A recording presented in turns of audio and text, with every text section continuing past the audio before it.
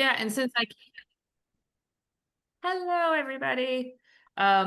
Since I can't see, well, I guess I can see the chat, but if anybody has their hand raised or something, just prompt me to stop.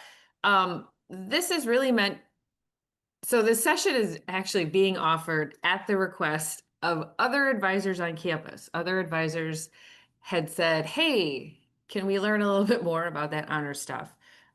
So I want this session to be as beneficial for everybody else. So please feel free to stop, ask questions, clarifications. Obviously, for those that don't know me, I'm Rachel Pawlowski. I have an honors advisor. I've been with the Honors College since 2012.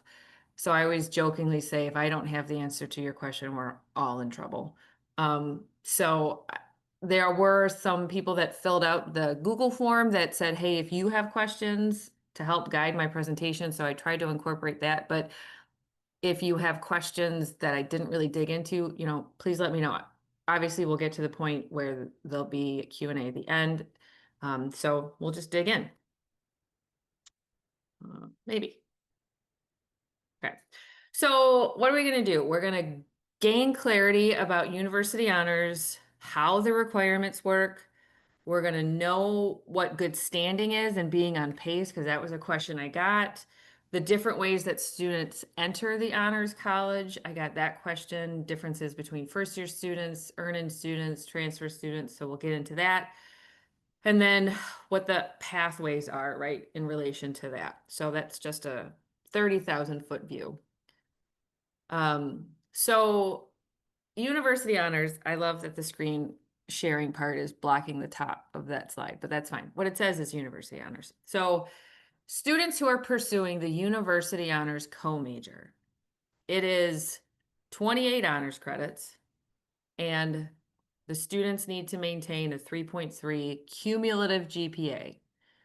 Cumulative being semesters, so you could have a student who has a rock star first semester fall, maybe their winter isn't as exciting, but cumulatively they're at a 3.3. They're totally fine. Um, Financial aid does all of their compliance checking for scholarships after the winter semester. Honors falls into that if any of our students are receiving merit scholarships through the Honors College, such as the Dean's Award. Um, they do take spring, summer classes into consideration and things like that. So that's just a side note. Of the 28 honors credits, there are 5 specific boxes that the students have to check within that. So it's kind of broken down thematically year by year, but some of these requirements might be a little bit more fluid and some are definitely a little bit more static. So typically, a student, when they start university honors, will take Honors 1000 in fall. So right now, the first year students for fall 25 that just started are all taking Honors 1000 in fall. This is a class that is only offered in the fall. So this isn't something that students can say, well, I won't take it in the fall, I'll just take it in the winter. We can't move it that way. Um, we will work with students if their schedule is just so ridiculously complicated and they can't fit Honors 1000. And those are extenuating circumstances. For example, Jess is here, and there were a couple dance students that had auditioned and were in a very special dance section that prevented them from being in either the morning or the afternoon lecture. And so we will work with those students' types of ideas. But fall required Honors 1000. In the second semester, we have what's called a foundational seminar. Now, Honors 2000, this is sometimes mistakenly referred to as Honors 2000. Honors 2000 is just one of the options in the list of courses that are available for the foundational seminar. They are the courses that our honors faculty teach. But there are also courses offered from external partners. For example, we have a section of Social Work 1010. We have a specific section of Public Health 2100. We have a specific section of English 3020. So when you're working with students, while Honors 2000 is a viable option, it is not the only option. There is even a filter in the class schedule when winter comes up in the attribute box that you will see that says Honors First Year Foundational Seminar. It will pull all of the options onto one page. So this is a really helpful tool for students to see all of the things that are available. We will also have them all listed on our website, and all of the options have gen ed potential. So we work with students to really help highlight, these are the gen eds you have left. Here's how to navigate that to find the best overlap. So that's the second requirement, but that's really in the year one. We also have Honors 3000. I know there were some questions about that, so we can get into that a little bit later, but Honors 3000 is our field learning requirement. So this is requiring the students to have a Wayne State course that requires them to do something other than just a traditional lecture, right? It's going to have research or a practicum internship, co-op. There's also service learning, and there's also study abroad. So many departments have like bio, neuro, psych, chemistry, have actual credits for research. So students can pair those together. If the student wants to pursue research and their department doesn't already have a designated course for research, they can use directed study credits. We've had, like, physics does that with students. I've seen philosophy do that with students. So there's lots of movement.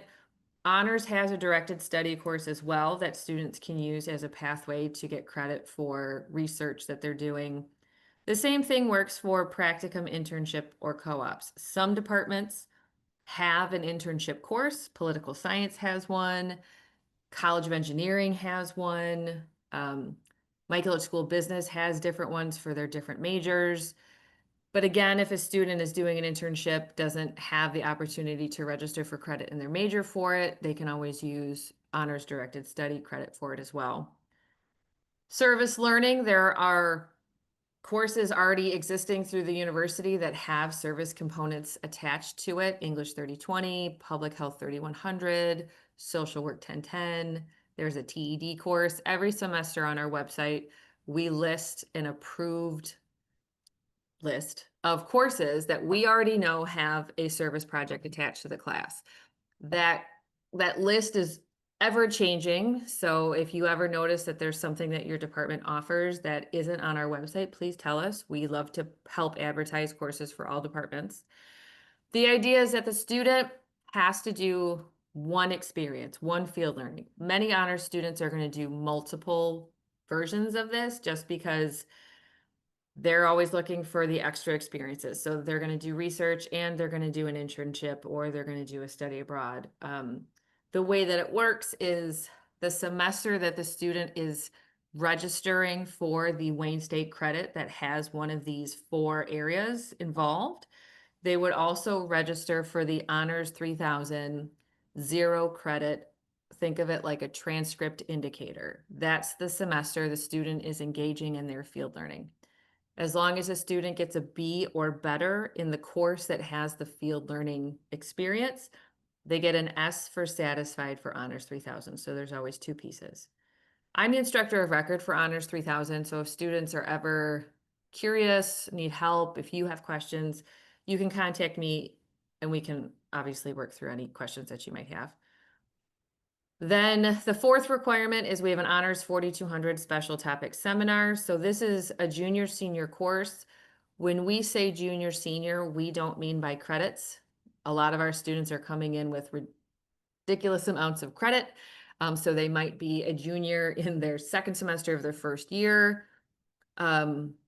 We really want the student to be in their 3rd year of study at the university level. Obviously, if a student has an expedited graduation date, we will work with the student. If the student wants to graduate in 2 years, we're not going to say, well, too bad, so sad. I have had honors students who have done the university honors co-major in 2 years. It's feasible. It just requires some planning. The 4200 level seminars do have the potential, some of them, to overlap with gen ed as well. Mostly global learning. Sometimes there's a cultural inquiry depending on the faculty that teach the courses from the university. Global learning is always one of those when I'm working with students and I see that they have global learning still needed. I always tell them to sit on it, put it in their back pocket. this is a great opportunity to find that overlap unless there's a course within the global learning scope that they are just burning to take. Wait, because 9.8 times out of 10, we can overlap their Honors 4200 level course with a global learning gen ed. And then the last requirement is that thesis. University honors, if a student is only pursuing university honors, the full-time faculty member that they work with can come from anywhere, right? It's honors in their university experience, so they can work with a full-time faculty from their major, their minor, electives. If they're a pre-med student, they want to work with somebody over at the medical school. It does need to be a Wayne State faculty. I got this question one time. Does it because they're providing a grade on that project. And it also does need to be a full-time faculty member. The reason for the full-time is twofold. First, the student is hopefully working with a faculty member that has an area of expertise in the thesis that they want to write on. The second is due to the faculty contract. If a part-time faculty member works on a thesis type project, they have to get paid. And the Honors College has too many students in order to have a separate fund to pay faculty to work on thesis projects. Full-time that's only for part-time or adjunct faculty. Full-time faculty, these types of projects are an expectation of their university experience. So that's the second part. So that's sorry. The 5 requirements only equate to about 15 or 16 of their total 28 credits, depending on what the student uses for their Honors 3000 experience. The rest of the credits are up to them, whether it's an honors section or an honors option. And I have some slides to help define those processes as well. But again, it's their university experience. So courses can be major, minor, gen ed, pre-professional tracks, electives, all the things. Just has to get to a total of 28. So good standing for the Honors College, right? It's that 3.3 or higher cumulative GPA. We do track their progress as best we can, but students are told 7 honors credits a year as an average is a good pace. And that's literally because we took 28 honors credits and we divided it by 4 years, and then we got 7. Students are naturally getting 7 their first year by taking Honors 1000 and the foundational seminar in winter. So we will encourage them that if there's anything else honors-y that they can do, they can be ahead of pace a little bit, which can help with students if they're prepping for MCATs or LSATs or grad school or internships or things like that, where they just might need a little bit more space in their schedule. It really only equates to about 1 honors credit or 1 honors class a semester. And if the student says, well, I can't do any this fall, but I'll do 2 in the winter, right? They're very much in the driver's seat as far as where that comes from. We will check into students after they complete their second year to see that they are on pace, to make sure that we're not running into students as best we can who are getting into their senior year and saying, I still have 17 honors credits and I don't know what to do. Also, if students are receiving the Dean's Award, we want to make sure that they are progressing towards completing university honors, since we are giving them funding to do so, and with the ultimate goal that they graduate with university honors. There are the 3 ways that we tell students they can earn honors credit. So I think it's helpful of advisors to know these ways, so that way when you are talking with students about the courses that they're taking, I encourage you to be aware of what your department offers as far as honors credits, or faculty that tend to like to offer honors options or things like that. So the first way is through honors. If it starts with HON and offered through the Honors College, it's honors credit. Easy peasy, lemon squeezy. The second way is what we call an honors section. So an honors section clearly says in the class schedule that it's honors credit.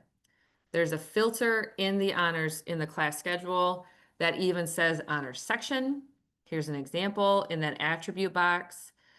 And the faculty have generally already agreed that whatever honors work that they would normally have is already incorporated into the course. Students cannot, I guess, what's the best way to put this? It's not optional. So once a student signs up for an honors section, the honors work has to happen. There is no way to separate the two at the end of the day. So if a student is registered for the honors section of cell bio, for example, they can't say, well, I'm not going to do the honors work. The problem is they're registered for an honors section. So their transcript says honors on it. They need to do the honors project. Some faculty, in order to rectify that situation, may give a student an incomplete until they do the honors portion of the work because it's a part of the course, right? It's not optional. The student signed up for the honors section. Rachel, can Oh, I'm sorry, can I interrupt? Because we actually have a student that we are concerned they're not going to be able to do the honors requirements for one of the bio courses. So the faculty asked if we could just move them to the non-honors section. What are your all's thoughts on that? so we tend to defer to the department. However, previous conversations with bio, and this might have been conversations I had with Kim, is that depending on the section, especially in bio, those seats are coveted, right? They're 6, 8 seats. And so the idea that the student took that seat from someone else and then has just decided not to do it has robbed another student of the opportunity to do it. So some departments are like, no, you signed up for the honors section. Just like if you registered for Calc 2, you can't say halfway through, I only want to do enough work for Calc 1. Some departments are like, it's fine, I'll move you to the regular section. I think that the idea is what is the message that the department is delivering to the student. So if the student is well aware at the very beginning, like this is the work required of you, it's part of the class, the student should do it. Now, there's obviously extenuating circumstances and things like that, which is why we don't get into department business. So if bio says we're going to let the student into the regular section, we're not going to come and be like, hey, wait there. Like that's your purview. But I think it's something that as a department, you should think about when it comes to what the sections are, how many seats were offered, how many students wanted that. And it's one of those slippery slopes that once you start to do it, we all know for one student, then it's like, why can't you do it for other students? And then should you have an honors section and should it be an honors option instead? So I don't mean that to be a non-answer, but we support bio and whatever decision you make. We won't come in and say no, no, no, but those are some of, I guess, the guiding principles to think about when you start doing stuff like that. Absolutely. I totally agree. I just wanted to hear it from you. I kind of thought that's what I was going to get as an answer. Thank you. Yeah, I think everybody kind of knows where I stand with that type of stuff, but especially in bio, if you guys are doing a meets with, I mean, those are, we get the emails. Students are like, I want to be in it. And it's like, I'm sorry, the instructors agreed that this is as many. And so if you have students who are then just thinking it's optional, but I think that that's a good conversation to have, that if you have departments that are offering honor sections, we would encourage you to have conversations with the faculty. What is the messaging that is being told to students about the honor section? We get, unfortunately, a lot of emails from students who are in honor sections in other departments halfway through the semester, and they're like, I don't know, am I doing anything honorsy? And then we've emailed faculty and they're like, I didn't even realize I was teaching an honor section. So I think that for those that have departments that offer honor sections, I would think about what your department communication is to faculty who are teaching honor sections, what is being communicated to the students who are in those honor sections and at what point in the semester. So you're not running into, well, I wasn't told what my honors project was until halfway through the semester and now I don't have time. Right? So creating that expectation at the beginning of the semester that this is what you do for the class, there you'll hopefully run into less students who think that this is something that they can just opt to not do. Does that help, Rebecca? Yes, that is perfect. Okay. Thank you. Okay. So So sorry. someone Can else? I ask a question too? Sorry. It's okay. Is this Again, Kate? yes, hi. Hi. Engineering, so electrical and computer. So I have a question for you. I think it's similar topic. So I've been told to let students know, like, let's say they're doing a class and they want the honors option, that they Mhm. kind of like let the instructor know, and there's certain, the instructor will say, okay, how does that get like updated within their, their check boxes on the degree works or anything like that? I'm curious on the back end part of it. That is That's a all. great that is a great question. My next slide is the honors option. So can we put a pin and I'll get right there to it? Yeah, thank you. Perfect, no problem. Um, just the last wrap up in the honors section is if you are working with students, and making course selections and things like that, we always encourage students to then take those recommendations, look at the class schedule and see if there are any honor sections available. You'll see more honor sections in lower level courses, like Com 1010, your intermediate composition, like 3010, 3050, generally have honor sections. Um, Generally, the whole chunk of the business core requirements have some form of honor section or honor seats available. So this is where you can start to train your honor students that a really advantageous way to look for honors credit. Criminal justice offers some sweet honor sections. So this filter can be a very helpful tool. And now to the honors option, Kate, for you and anybody else who has honors options questions. So the honors option is any 2000 level or higher class that the student turns into honors credits. So it's a regular course. The student wants to turn it into honors credits. They will work with the faculty one-on-one, or if the faculty is working with multiple students, to earn honors credits. They will add a project onto the course. Now, there's a couple important things to note. The overarching rule is that it has to be a full-time faculty member, or it can be a part-time faculty member, but only if the department will co-sign the honors options. There are some departments that will not co-sign an honors option for part-time faculty.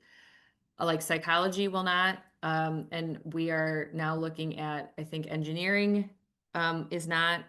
Um, so while the form says that these are both feasible, it is completely, we support the department in their choices when it comes to what faculty they want to be doing these.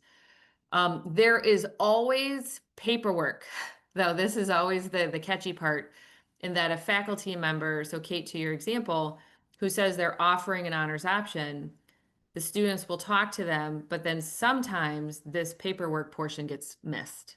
They forget that the honors college needs to be involved in the process.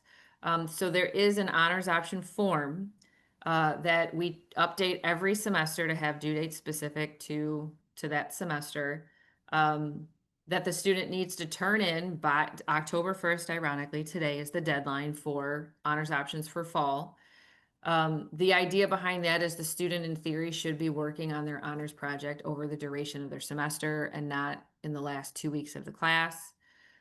The proposal form has all it's Angel manages that process, and she has done a fantastic job in making that form as foolproof as possible. There are boxes that students can check. There's tips and tricks on identifying faculty, titles, and things like that. The gist of it, though, is the student on the form fills out their information, the faculty information. They attach a copy of their syllabus so we can evaluate the project in relation to the course. And then they type out their proposal. The proposal is what is the extra project and what is the scope. This is very helpful, not just obviously for the honors college, but it's helpful for the student and the faculty to understand what everybody's agreeing to. And so that down the road, those parameters don't change, right? If they're agreeing to an 8-page paper, the faculty isn't all of a sudden like, well, actually, I'd like you to add this third section. And the student can refer back to the contract, and the same with the faculty. If the student turns in subpar whatever, the faculty can refer back to their proposal and say, this is what we agreed on. So it's a protection for everybody. And then the honors college will email the student approval. They also email the faculty to let them know who in their class we have on record as doing the honors option. So in case somebody got missed. At the end of the semester, we will contact the faculty that we had emailed and said, here, and Angel's got this cool little grid. These are the students, we need their final grade in the course and their final grade on the honors option project. Both need to be a B or better in order for the student to receive the honors credit. Once we get the confirmation from the faculty, Angel, it's a very manual process.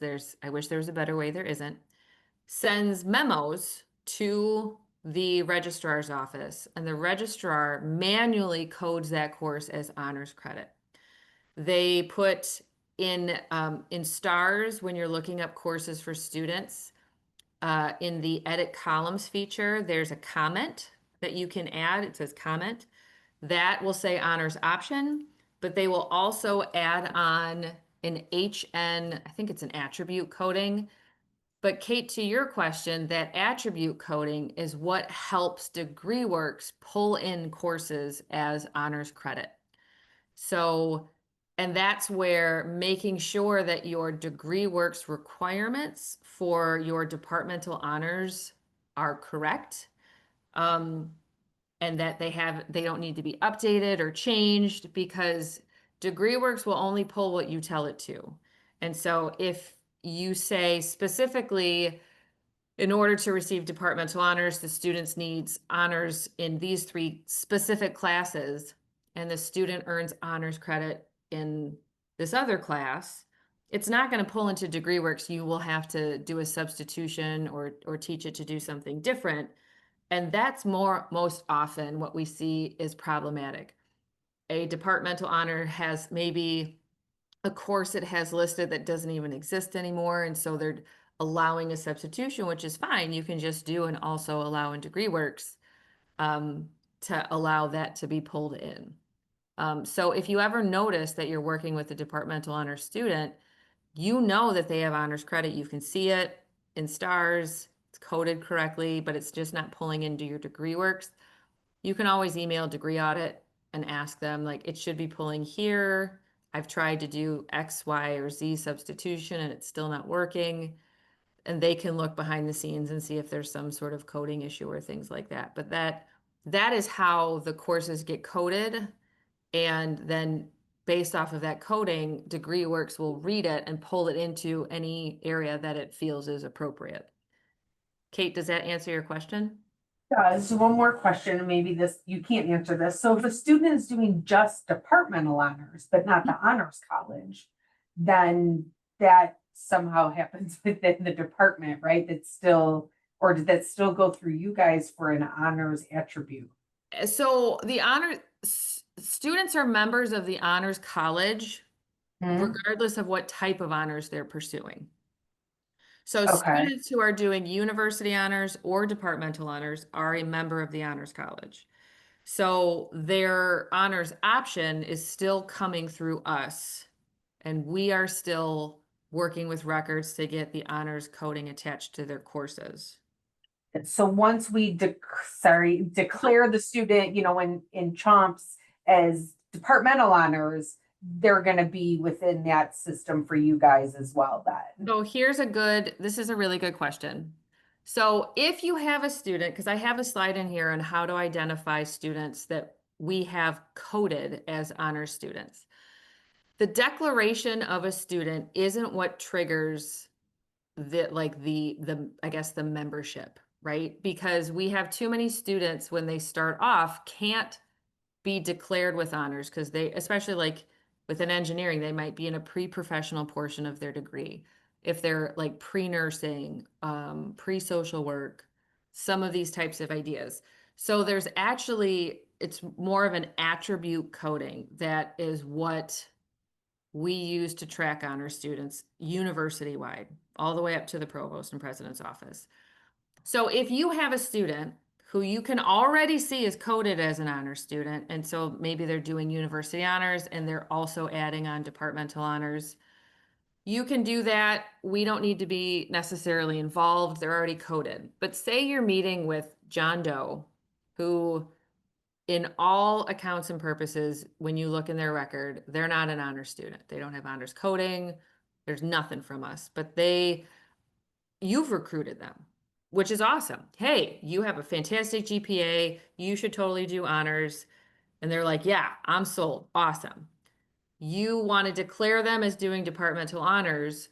We would ask that you CC the honors email in, if you do it in CHOMPS, then you just need to send us an email. If you're sending an email to records or registration, you can CC us in on that, because we need to make sure that the student receives the correct honors attribute coding.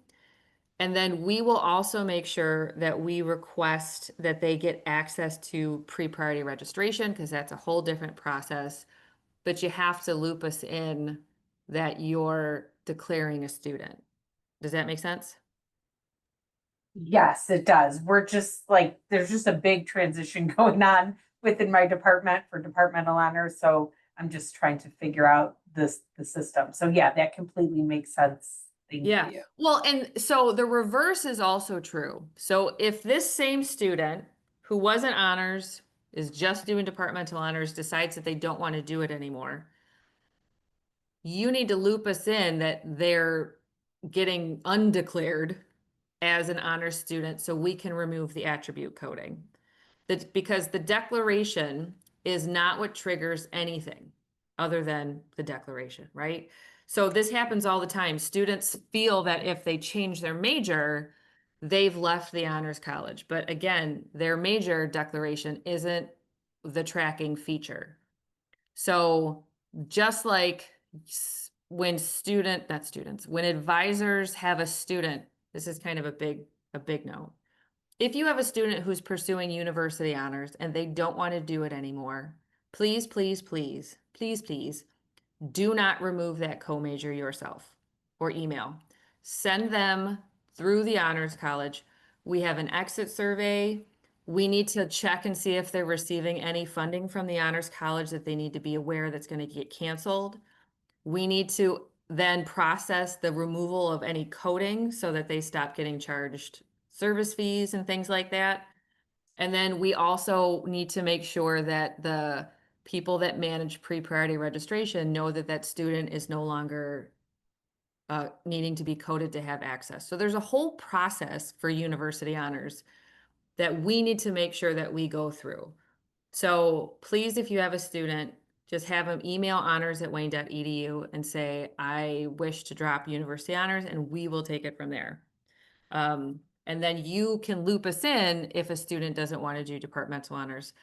We don't have an exit survey for that population, but we just want to make sure that their coding gets taken off.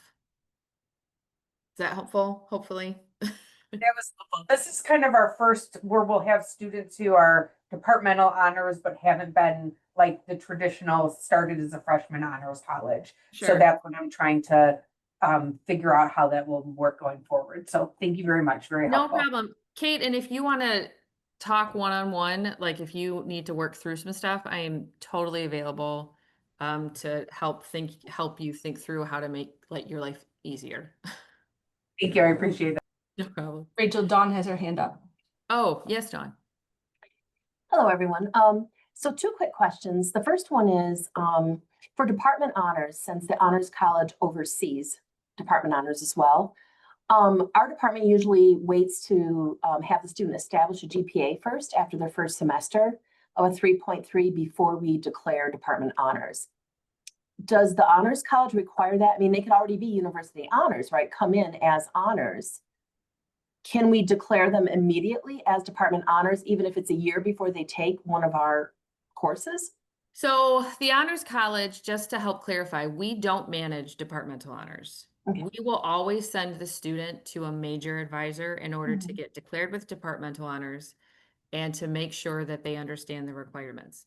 We will help that funnel process, but at the end of the day, how you run your departmental honors is completely up to you. So for example, if you don't want to declare a student as departmental honors until they've established a Wayne State GPA, business is this way, then that's completely up to you.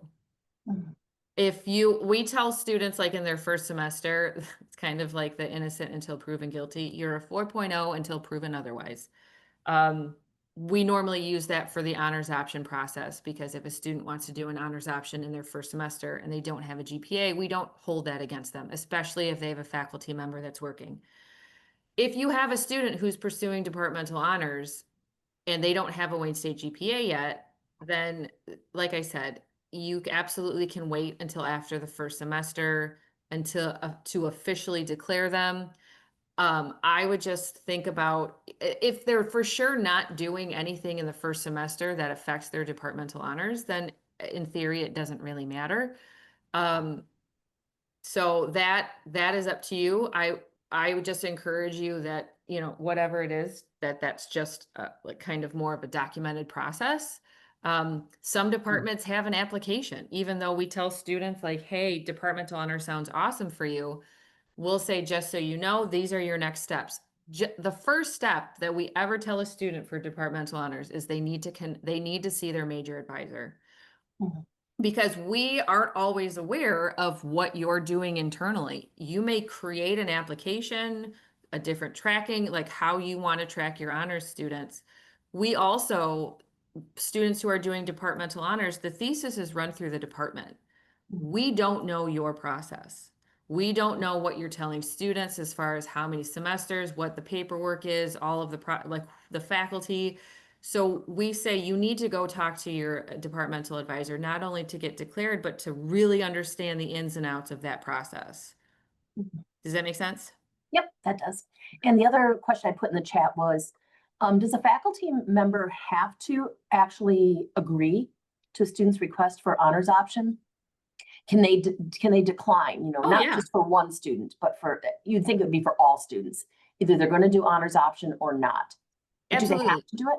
No, so Okay. full-time faculty, and that's why it's an option on both parts, right? So a student needs to ask a faculty, and a faculty can absolutely say no. We have Okay. faculty who will say, like, I'm writing a book, I'm doing, like, I just don't have the bandwidth for extra students. We'll have some faculty who will say, I'm offering an honors option, but it's the first 5 students. Everybody else, sorry, I don't have the bandwidth.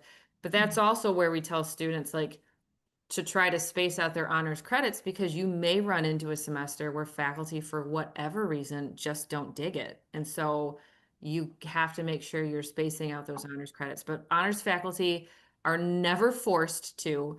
The only time the Honors College will ever communicate with a faculty kind of advocating is if it's the student's last semester and the student needs the credit to graduate. Mhm. But other than that, or if the student says, my honors, I approach my faculty member and they might seem confused or not understand, we'll just reach out and say, hey, if you need any help, we're here, but we will never, ever tell a faculty that they have to do anything. Okay. I feel I like think- we yeah. could all laugh about that. I don't know if I could even get a faculty member to do something. I think there's a misconception because I know some faculty have stated that if a student asks, then they're required Oh, no. to do it. Mm-mm. So that's good to know. But they can even say just the first 5 students. And then, Absolutely. Yeah. excellent. And Okay. so, and that's where, like, if you have faculty that are doing it more often and they're putting caps on students, then circumventing the honors option process and just listing it as a meets with, right? So you have 5 seats that students register for rather than it helps. Bio did this, right? And Rebecca, you can talk to Dawn about it, but they had so many students that were approaching faculty about honors options. They were like, stop. So they said, what we're doing ahead of time in the schedule is we'll take this 60-person cell bio. Rebecca, it's not 60 people. I don't know what it is. And No, it's like 200, but that's cool. I was like, that seems small. But and the faculty only has the bandwidth to do X amount of honors projects. So they'll say, we're gonna, so say it's 5. We're gonna list the regular section at 55, and then there's a meets with section of honors section. It's at the same day and time, same faculty, same course. It's just listed as an honor section, and there's 5 seats.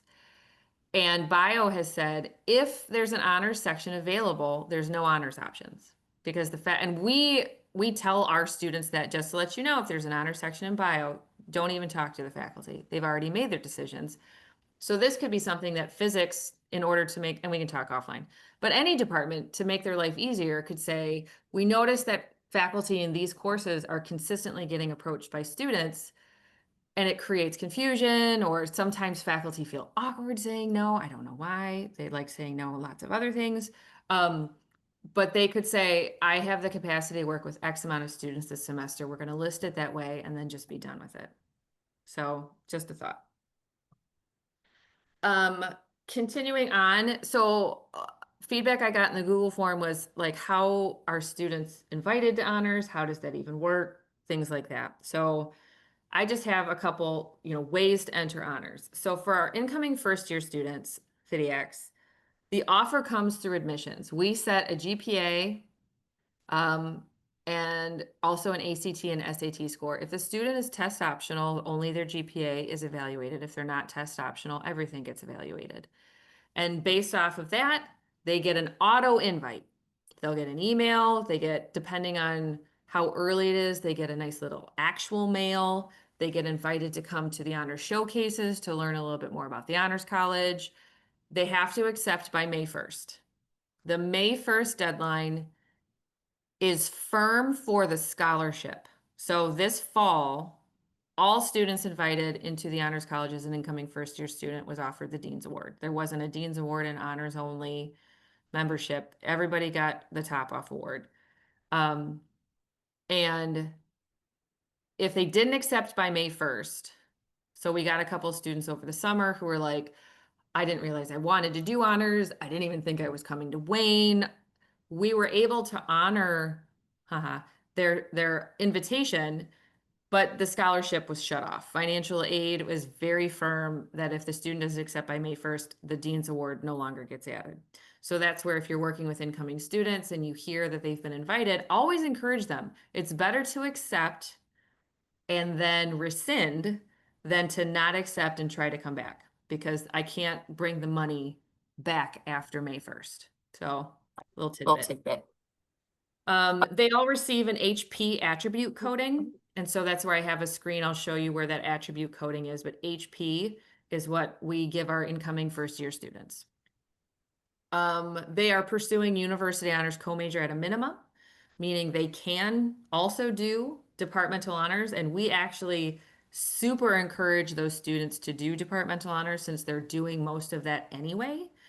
So we're a huge advocate.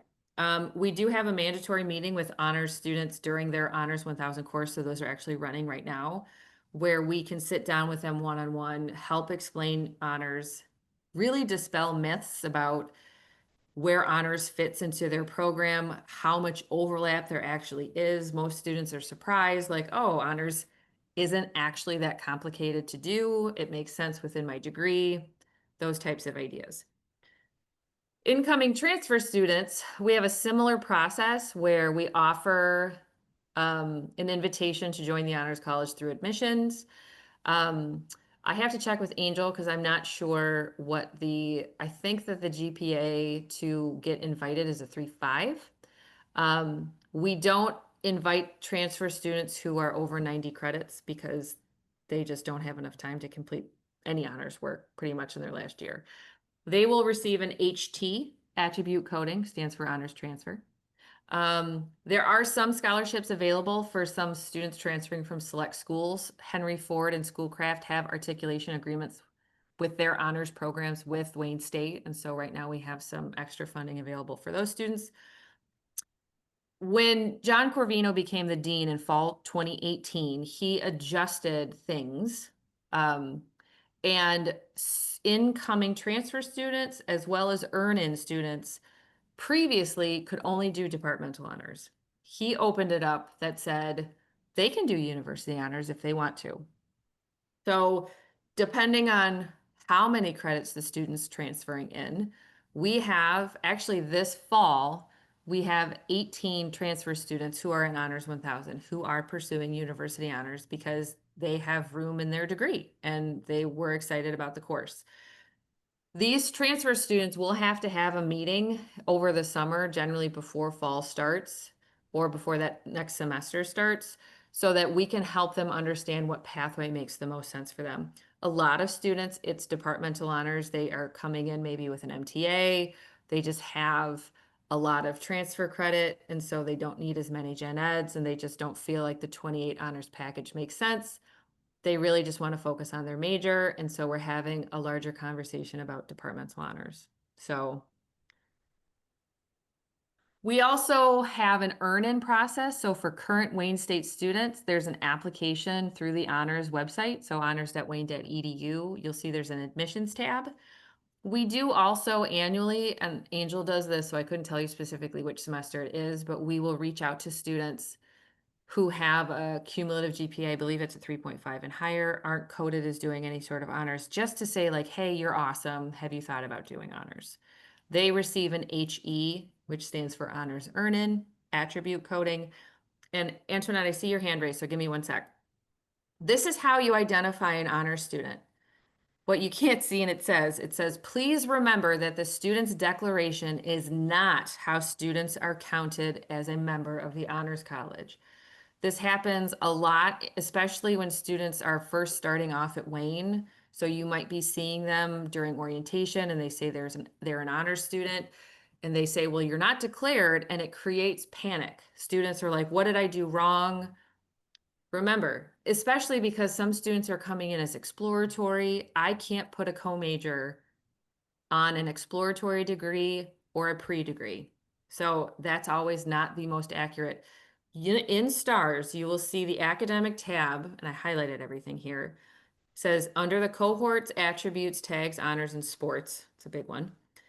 They have now created a special honors tab, which I'm super excited about.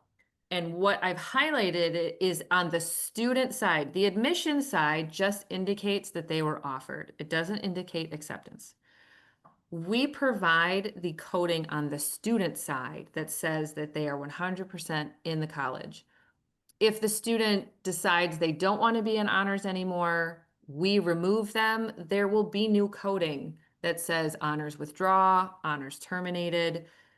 So you'll see that, but like this student is currently in the honors program, so that's HP, as of fall, and that was the date that we actually provided the coding. So this is always your foolproof way to see if a student says to you, I'm in the honors college, don't look at how they're declared, look at their attribute coding. Okay, I got a little pop-up that said Antoinette, but there's other things in the chat. So whoever's got questions, just fire away. My question is going back to the transfer students. I'm not sure if it's the communication, because when they meet with us, I'm pretty sure they're probably not meeting with you guys first, but they are like, I've been accepted to university honors, and they transfer in all these credits. And it's like, I don't, on my end, I'm thinking like, I don't think it's possible for you to do university honors, but you could do department honors. So is the communication telling them that they should meet with an honors advisor? Absolutely. So generally, what I would encourage too, if you have a student like this, Angel's pretty good. She's not pretty good. She's pretty awesome at in the STARS comments. She will put copies of emails that she sends to students about being invited, next steps. So whenever we invite transfer students their first step is always to come see an honors advisor so that we can help them on the front end determine what makes sense for them. And then after they've met with us, we'll, if we're like, hey, you have a lot of transfer students, we'll walk through this. We still tell them what university honors is. And then we tell them what departmental honors is. And then they can, oh, this one sounds better. And then from that point, we'll say, okay, now your next step is to meet with your departmental advisor, and they'll get you declared, and they'll walk you through, like for bio and neuroscience, we'll be like, you guys can talk about research, you can talk, blah, blah, blah, blah, blah, all the ins and outs and all of that fun stuff so that they're on your radar as well. Students who come to you have somehow just circumvented the process. They've got invited, they haven't followed the instructions.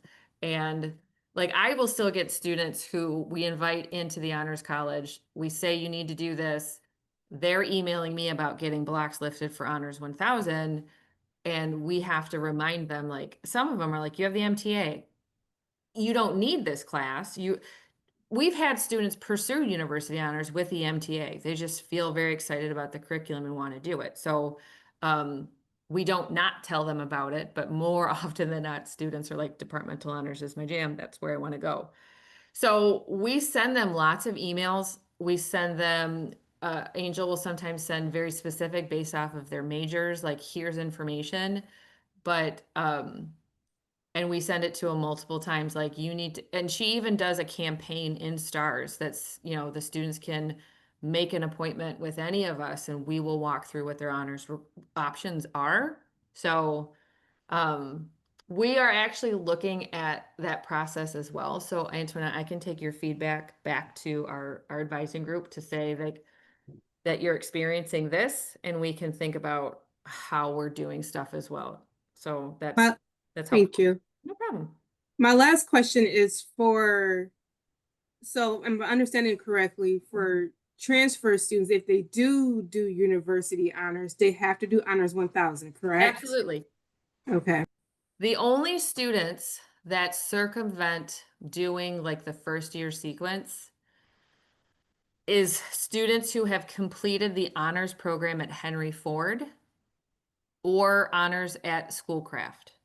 But if you have a student who is just no amount of transfer credit eliminates the requirements for university honors. So they still need to do honors 1000, the foundational seminar, all that stuff. Is that what you're asking?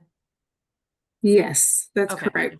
So I think, because I have a lot of Henry Ford students, so I think that's where I need to kind of make sure I'm being aware of. Yeah. Yeah, and we're trying to work. So we have a pretty good relationship with Henry Ford, and they used to be a little bit more proactive with telling us students who were matriculating from Henry Ford to Wayne and had completed honors. That seems to have fizzled a little bit over the past couple falls. So, and Angel and I were actually talking about this the other day. So I can, again, bring that back up to see if we can think of better ways to help proactively identify that population. Rachel, hi, it's Denise. Hi, Denise.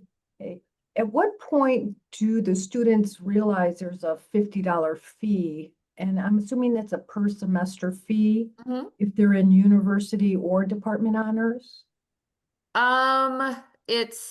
I mean, it will be on their e-bill the very first semester that they're a part of the honors college, just like chemistry or biology or other fees. Does, does that answer your question? Yeah. Or are Mhm. you asking something Well, different? it just seems like at orientation, when students register for honors 1000, I was just wondering if they knew that there was a fee attached. Well, yeah, there's not a fee attached to the course. There's just a small student service fee that's attached um, for just, I guess membership and allowing the Honors College to, because we're a non-revenue generating unit, we don't get funding when it comes to like courses and things like that. This was something that the provost and president's office created back in like 2015.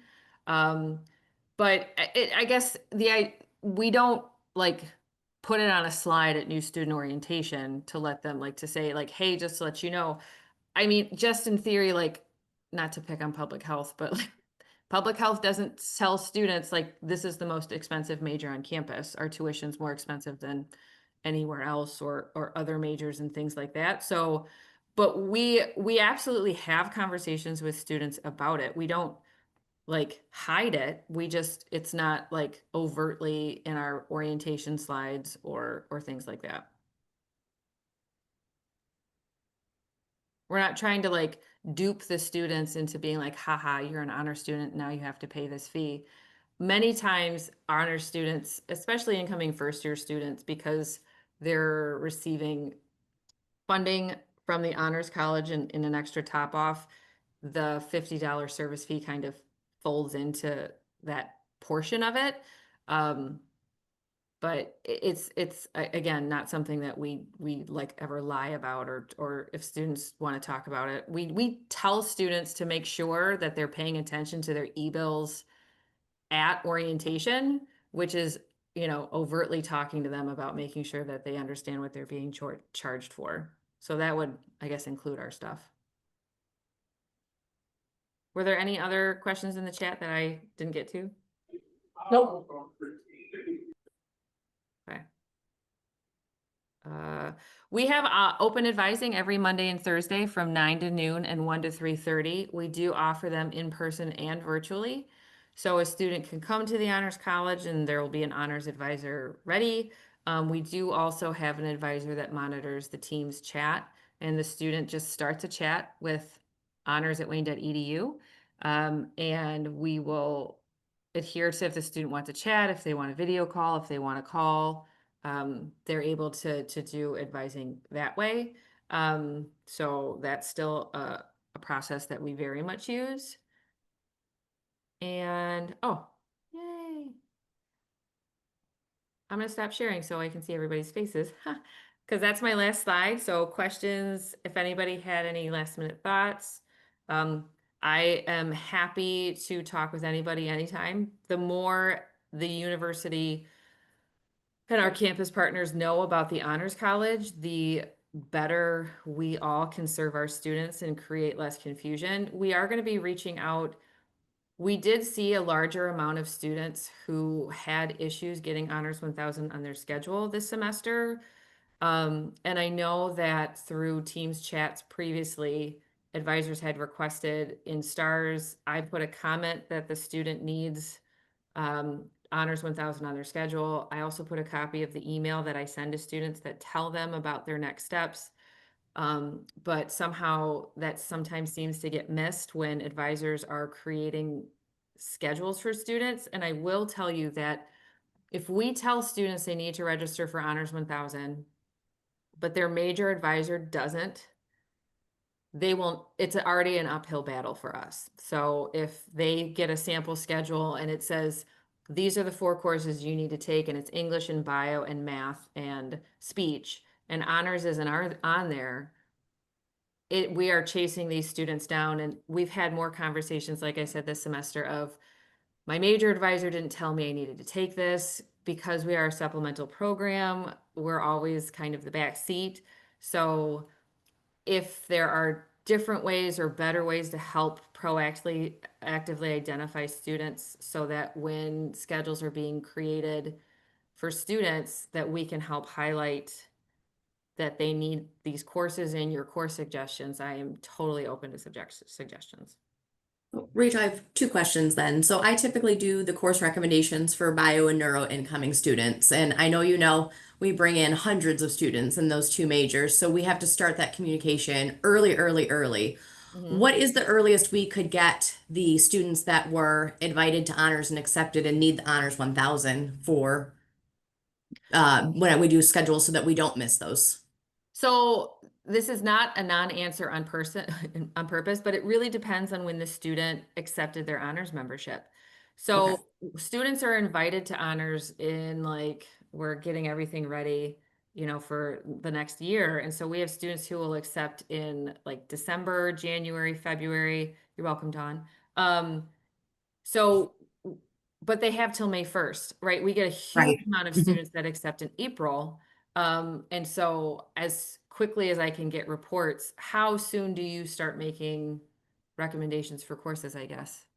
Sometimes late March or early April, because we have especially because we have so many that come to those May dates that we need to get them the recommendations early as Oh, we can. absolutely. And our students come to the early orientations, right? So Yep, they do. that idea of, we will try as hard as we can to code and put messaging in as soon as students, I mean, it's impossible to do it kind of like every day. Right. But we try to run it in batches and things like that. And that's where I can say, like, if it's after May 1st, right, everybody's going to be in. And so if you have any students that you've made course suggestions for, and that the orientation, there's, you made the course suggestion in March and they're coming to the orientation in May, if you can, we're all just made of time, right? But if you can spot check the students that you have, you can see who's an honor student. The coding shows up in the orientation reports. And you can just double check that if that student needs to, like, oh, hey, I see that you've accepted honors membership since your course recommendations were suggested, we need to adjust this way. Yeah, yeah, we'll always update right before the Yeah. session, but I try and do that emails as early as I can, but I like them to be as accurate as I can, of course. Absolutely, yeah. So, And then my second question is for when we are emailing records about either adding department honors or dropping a student out of honors, should we be copying just the regular honors email or just a specific person? no, it's best to copy the honors email, so Okay. that way it lives kind of in that account and it's not person specific in case I win the lottery someday and Right? you can't access my emails anymore. And you only need to let us know if the student is not doing any type of honor. So in your case, because you wouldn't be requesting the university honors co-major removal, if you were requesting the departmental honors and there was no other honors attached, you'd want to include us. But if the student for some reason was only removing departmental and keeping everything else, they're still going to be coded as an honor student. We don't need to know. Very good. Thank you. You're welcome. Oh, good questions, guys. Anybody else? Feel free, you can email me, like I said. I will talk about honors until, well, it's my job. But the more everybody knows about the ins and outs, the easier everybody's lives are, including students.